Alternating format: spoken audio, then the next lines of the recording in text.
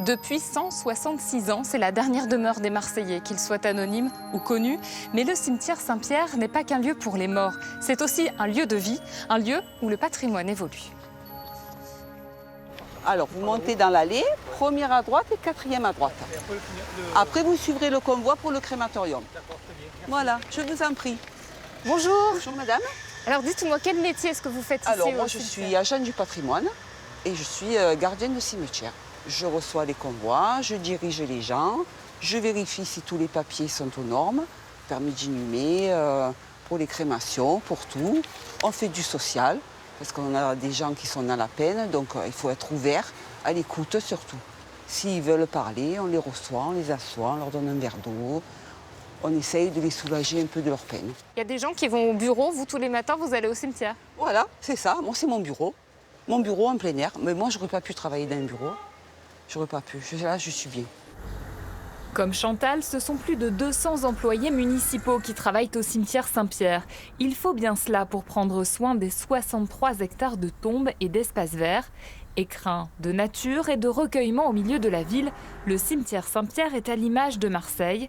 Au détour des allées, on y retrouve la même énergie, la même diversité. La cité des morts, c'est le reflet finalement de la cité des vivants. On le voit, hein, il y a un urbanisme, il y a des rues, il y a des avenues. Et quelque part, on n'est pas égal dans la vie, on n'est pas égal dans la mort aussi. Il y a des grands monuments, il y a des choses beaucoup plus humbles. Quelque part, oui, ça reflète la vie. Oui.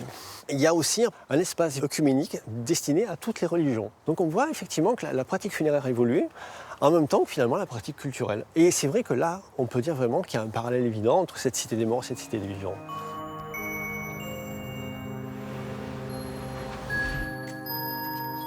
On arrive ici dans l'allée centrale du cimetière avec un monument qui est particulièrement intéressant pour son point de vue architectural, bien sûr, mais aussi parce qu'il a en quelque sorte rendu service au cimetière.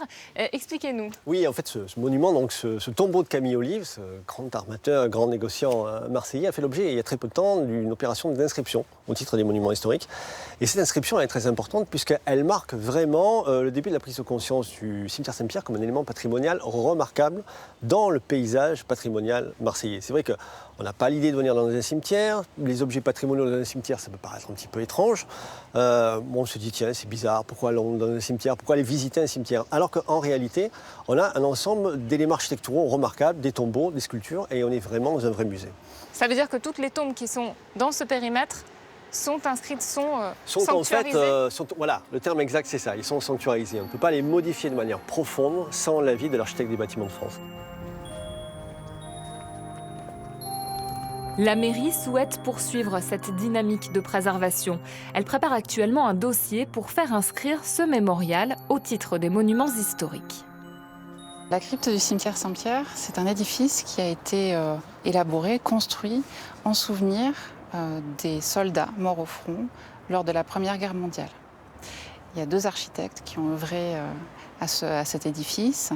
On voit une grande porte monumentale, mais il faut savoir en fait qu'en dessous, il y a énormément de choses qui se passent et différents étages qui viennent accueillir les soldats qui n'avaient pas de sépulture. Qu'est-ce qui fait que ce site doit être protégé, doit être inscrit?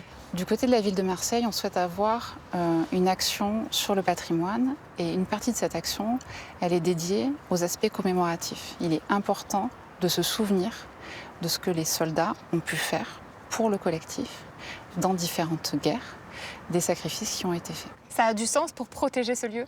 Oui, une reconnaissance de ce patrimoine-là, elle est importante parce qu'elle entraîne une vigilance du point de vue réglementaire, des préoccupations sur la préservation et sur la restauration quand il y a besoin de ces édifices-là, mais aussi de ce qui les entoure. Mais ce n'est pas que des aides financières ce qu'on va chercher, c'est aussi des conseils scientifiques, de l'apport en ingénierie technique, parce que le patrimoine, ce n'est pas l'affaire d'une seule personne, d'une seule structure, c'est un collectif pour léguer encore une fois ce qu'on a sur notre ville, qui est important et qui nécessite de traverser les siècles. Lieu de mémoire et lieu de promenade. Pourquoi est-ce que vous êtes venu au cimetière aujourd'hui? Je promène mon petit-fils qui est malade. Et c'est le parc le plus agréable à côté de notre résidence finalement. Très calme, très arboré, très assez joli. Il aime beaucoup les monuments, il les pointe, il les regarde, il apprécie. Le cimetière Saint-Pierre, en tout cas, a atteint sa taille limite. Il abrite déjà près de 150 000 sépultures et à part pour la crémation qui représente 40% des pratiques funéraires, il n'y a plus aucune place pour de nouvelles concessions. Bonjour Monsieur Fadla. Lucie, bonjour. Vous êtes adjoint en charge des cimetières de Marseille. Alors dites-nous dans quel endroit du cimetière Saint-Pierre nous nous trouvons? Nous sommes dans un lieu symbolique de Saint-Pierre. On se retrouve exactement à la cathédrale du silence, où des personnes mettent les cendres de leurs défunts et qui viennent les honorer sur Saint-Pierre. Sur le cimetière Saint-Pierre, il n'y a plus de place. Il ne reste que des caveaux familiaux. Nous n'avons plus la possibilité d'enterrer des personnes ou leur faire acheter des concessions. Nous n'avons plus cette possibilité-là. Donc qu'est-ce qui se passe alors quand il y a une demande? Quand il y a une demande, on essaye de récupérer des emplacements qui ont été abandonnés ou où il n'y a plus de descendance. Saint-Pierre passe le relais aux 20 autres cimetières de Marseille. Récemment, des agrandissements ont été réalisés à Sainte-Marthe.